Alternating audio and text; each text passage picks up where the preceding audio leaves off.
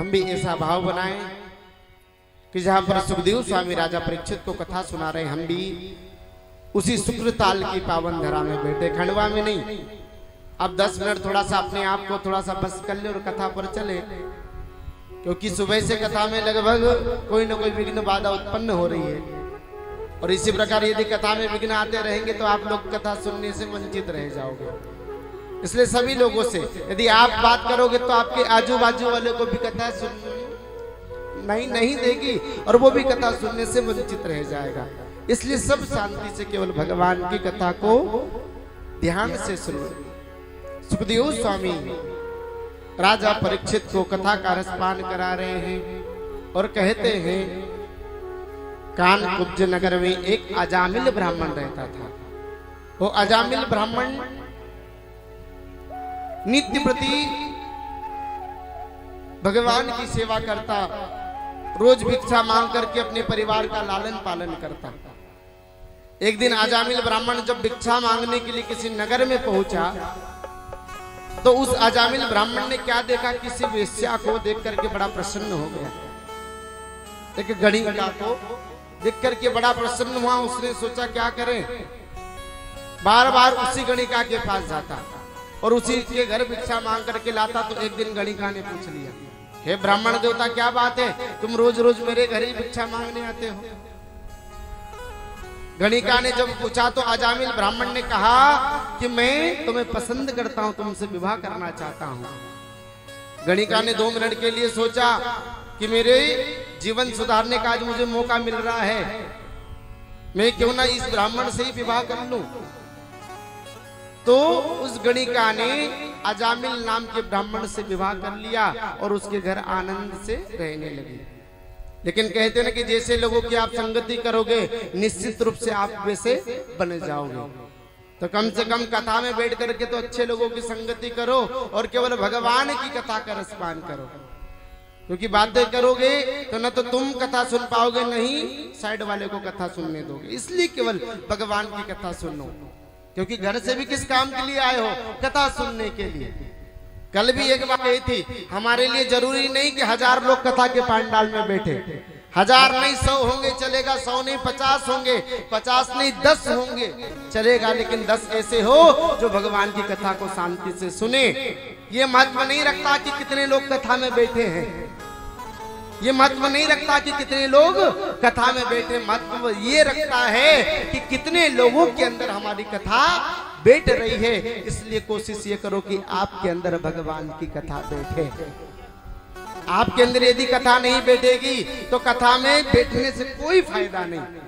इससे अच्छा तो घर ही बैठो और टीवी देखो तो आनंद मिलेगा, क्योंकि यहाँ के आनंद को तो आप पहचानोगे नहीं, क्योंकि ये आनंद को हर कोई नहीं पहचानता। और जिसको एक बार ये आनंद मिल जाता है और दुनिया में कहीं कोई आनंद उससे भाता ही नहीं है, क्योंकि ये आनंद के आगे तो सब आनंद फीके हैं। बस भगवान की कथा। वृंदावन में ऐसे ऐसे भक्त हैं जो भगवान के लिए ना जाने कितना कुछ करते हैं।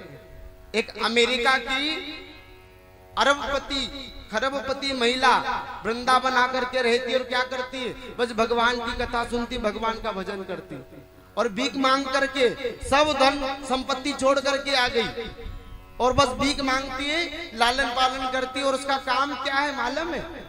आज भी यदि वृंदावन जाओ तो वृंदावन बिहारी जो बिहारी जी का मंदिर है और मंदिर के बाहर एक जूते चप्पल का स्टैंड है, वो जूते चप्पलों की रखवाली करती है, क्योंकि जानती है कि न जाने कौन से भक्तों के बीच में मेरे गोविंद आ जाए और उनके पैर की एक रज भी यदि मुझे मिल जाए तो मेरे जीवन का उद्धार हो जाए। इसलिए बिहारी जी ने यदि तुमको कथा सुनने योग्य चुना है तो आप कथा केवल सुनो, भगवान की कथा का आनंद ले।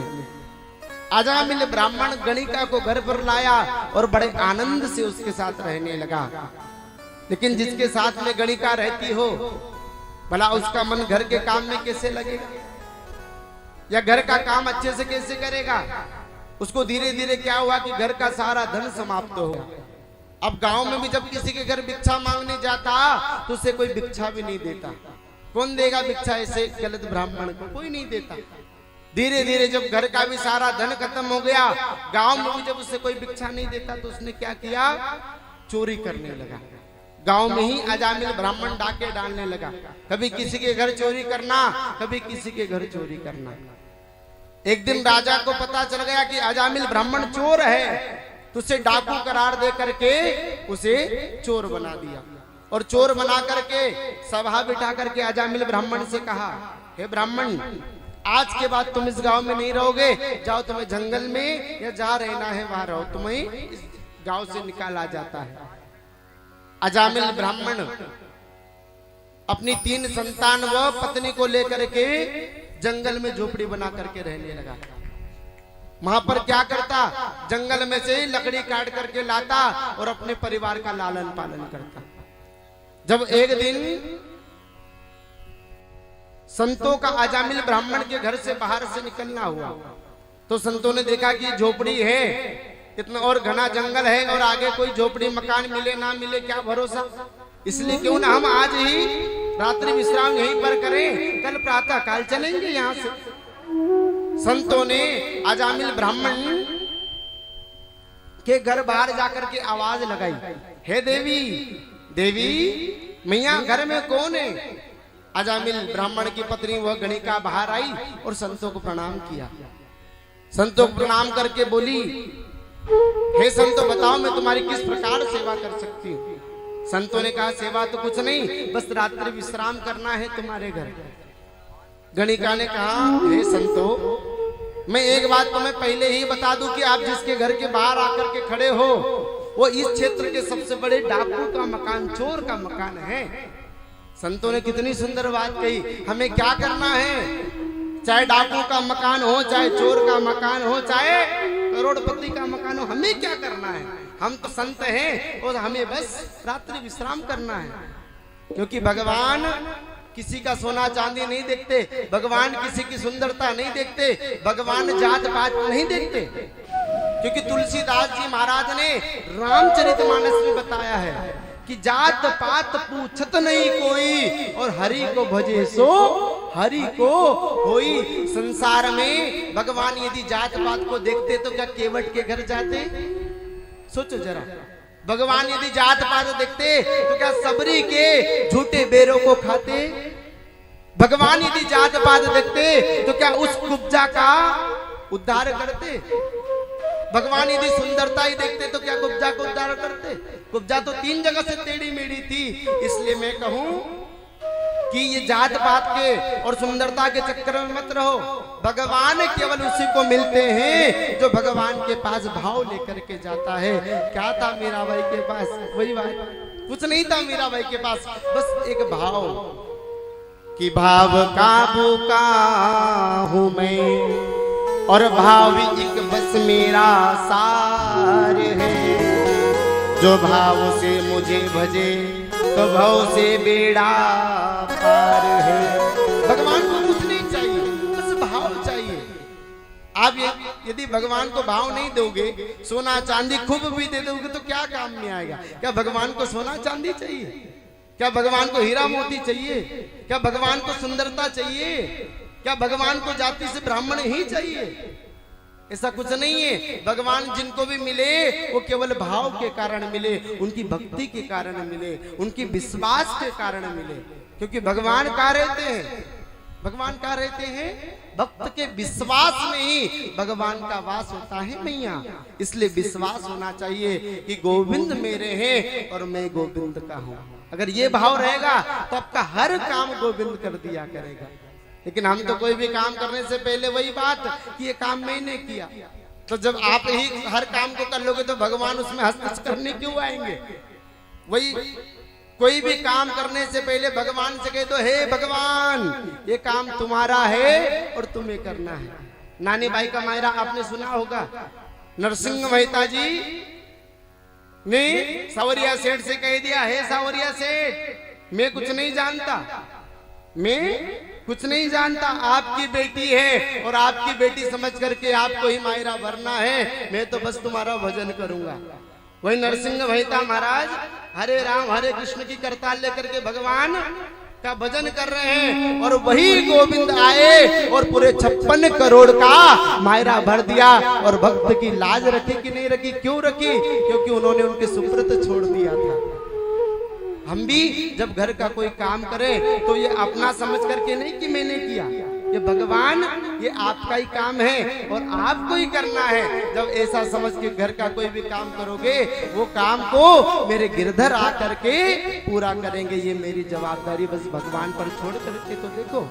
बोले भक्त वत्सल भगवान की जय। थोड़ा सा 5 मिनट का समय है साउंड सिस्टम के लिए, जब तक आप छोटा सा आपस में कीर्तन कर ले जाए। को भजन आता हो एक भजन कर ले। अब यहाँ की आवाज सही हो गई लेकिन आपकी आवाज खत्म हो गई, लगता है बैटरी चार्ज करना पड़ेगा। अभी कर दे कि बाद में करे। बोले भक्त भगवान की जय। आज वही अजामिल ब्राह्मण के यहाँ हरिओम संत आए। अजामिल ब्राह्मण की पत्नी ने कहा कि एक चोर का मकान है, डाकू का मकान है। संतों ने कितनी सुंदर बात की, हमें क्या करना है, चाहे चोर का मकान हो चाहे डाकू का मकान हो, क्योंकि जात पात पूछत नहीं कोई, हरि को भजे सो हरि को होई। भगवान किसी की जात पात नहीं देखते, भगवान बस भाव देखते हैं। बस भगवान तो भाव के भूखे होते हैं मैया। आज अजामिल की पत्नी ने संतों को सोने के लिए जगह दे दी। इस प्रसंग से एक यह भी शिक्षा मिलती है कि संत की, इधर का फीडबैक बंद है, संत की परीक्षा कैसे ली जाती है। देखो आपको भी किसी संत को यदि पहचानना हो तो संत की परीक्षा कैसे लेना। यदि कोई भी ब्राह्मण या संत को गुस्सा आ जाए तो समझ लेना कि कहीं न कहीं नकलीपन है उसके अंदर, या पूर्ण ब्राह्मण या पूर्ण संत नहीं है। क्योंकि जिस संत को गुस्सा आ जाए वो किस काम के संत। संत की परिभाषा जो हमेशा शांत रहे, यही संत की परिभाषा। जो लोग हित की, लोग कल्याण की बातें करे, वही संत कहलाता है। आजकल के तो ब्राह्मणों को इतना गुस्सा आता है, इतना क्रोध आता है कि पूछो ही मत। आजकल के संत ब्राह्मणों से तो कोई मिल भी नहीं सकता इतनी आसानी से, लेकिन ब्राह्मण कोई भी हो बस उसे गुस्सा नहीं आना चाहिए, वही तो संत कहलाने योग्य है।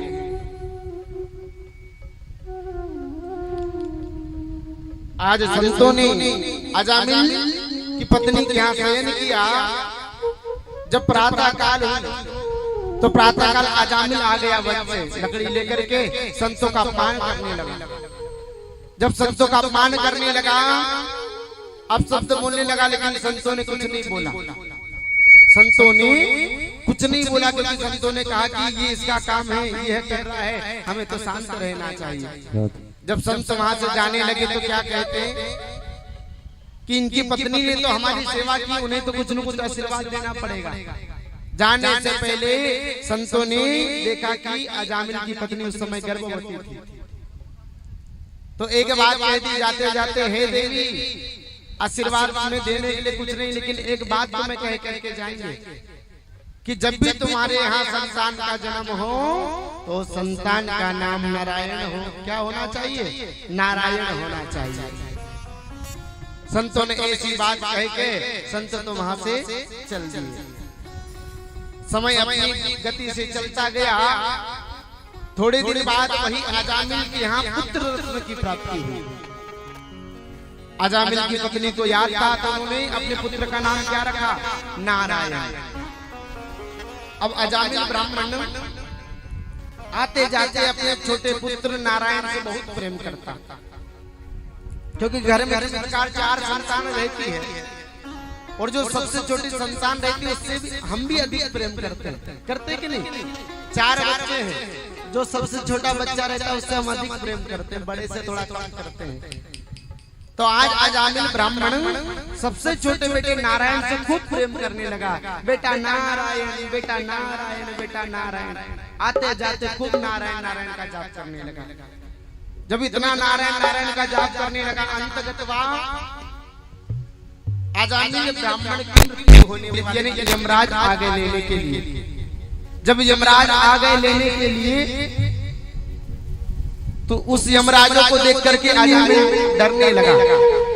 डरते डरते अपने बेटे नारायण को आवाज लगाई, नारायण जैसे ही अपने बेटे नारायण को आवाज लगाई भक्तों, वही भगवान की दूत लेने के लिए आए वहां पर। जब भगवान के दूत लेने के लिए आए, यमराज के दूत कहने लगे नहीं इसे हम ले जाएंगे। वो कहते नहीं इसे हम लेकर के जाएंगे। भगवान के दूतों ने कहा नहीं ये तो हमारा है, इसे हमको लेकर के जाना है। यमराज के दूतों ने पूछा भैया इसने तो जीवन पर्यंत पाप किए, गणिका से विवाह किया, तुम क्यों लेकर के जाओगे? भगवान के दूत कहते हैं अरे इसने मरते दम तक हमारे प्रभु नारायण का नाम लिया। यमराज के दूत कहते हैं अरे इसने तुम्हारे प्रभु नारायण का नाम नहीं लिया, इसने इसके बेटे नारायण का नाम लिया। तो भगवान के दूत कहते हैं कि इसके बेटे का नाम तो बस इसी युग में हुआ है, लेकिन हमारे प्रभु नारायण का नाम तो आदि कालों से चला आ रहा है, तो इसने हमारे प्रभु का नाम लिया है भगवान। ये तो भगवान के पास जाएगा। आज भगवान के दूतों ने अजामिल को लिया और भव सागर से पार कर दिया। ये क्या है? ये भगवान की कथा है और भगवान के नाम का असर है। इसीलिए हम एक बात कहते हैं कि घर में जब कोई संतान हो तो उसका नाम क्या हो? राम हो, कृष्ण हो, माधव हो, मुरारी हो, शंकर हो। बेटी हो तो उसका नाम राधा हो, रुक्मणी हो, सीता हो, पार्वती हो। लेकिन आजकल के लोग टीवी देखते हैं, टीवी में कोई नया नाम आया ट्विंकल है, नया नाम आया रानी, न जाने कौन कौन से नाम, सुंदरी। अब 8 दिन से नहीं नाम रख दिया सुंदरी, तो कहां से सुंदर बन जाएगा? नाम देख लिया, अरे ऐसे अनेक कई सारे नाम हो जाते। तो टीवी को देख करके हमें नाम नहीं रखना है, पुराणों को सुन करके अब बच्चों के नाम रखना है। क्योंकि जिसके घर में पुराने जमाने में क्या होते थे, हमेशा सब नाम कैसे रखते थे? पुराण में से, यानी भगवान के नाम के ऊपर से नाम रखे जाते हैं। ये कथा सिखाती है। लेकिन आजकल के लोग टीवी पर ज्यादा विश्वास करते हैं कि नहीं? मोबाइल के विज्ञापनों पर ज्यादा विश्वास करते हैं। लेकिन याद रखना, जिस चीज का टीवी पर विज्ञापन दिखाया जा रहा है, कहीं ना कहीं वो वस्तु आपको धोखा देने वाली है, समझ लेना। क्योंकि जो लोग अपनी चीज को बेचने के लिए लाखों करोड़ों रुपए विज्ञापन वाले को दे रहे हैं, लेकिन अब आप लोगों को कौन समझाए? टीवी में विज्ञापन देखा, पप्पा मुझे तो चाहिए। बच्चे भी बिगड़ रहे हैं टीवी देख करके, मोबाइल देख करके। जो असली चीज होती ना, उसका विज्ञापन करने की जरूरत नहीं है, वो तो अपने आप बिक जाया करती है। इसलिए जरा टीवी को छोड़ो और भगवान की कथाओं पर ध्यान दो। और भगवान की कथा पर ध्यान देकर के यदि भगवान की बातों पर